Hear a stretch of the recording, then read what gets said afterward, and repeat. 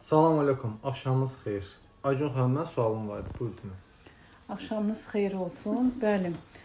Demək sualım o idi ki, bax nə vadar elədi sizi sağlam həyat tərzinə keçdiniz? Çox Neşi insanlar sistemi necə keçdi? Çox insanlar deyir neşi kimdir, nədir? Elə bir suallar verirlər. Ona görə dedik bir dəfəlik bir video çəkək. Nə vadar elədi sizi həm sağlam həyat tərzinə keçməyə, həm də insanlar bilir ki, məni izləyən insanlar bilir ki, mən onkoloji xəstəliyə yoluxdum, sol altı. Mən yaşamaq istəyirəm. Çünki cavan yaşımda ölmək istəmirdim. Yollar axtardım.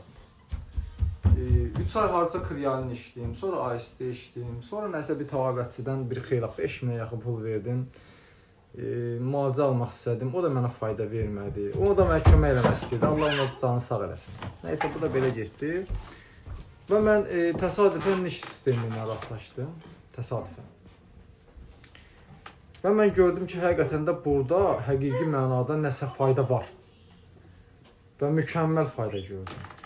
Düzdür, o niş sisteminə keçmək mənim üçün çox asan olmadı, çox çətin oldu. Çünki burada yürüyüş var idi, mən yürüyüş edən adam deyil idim.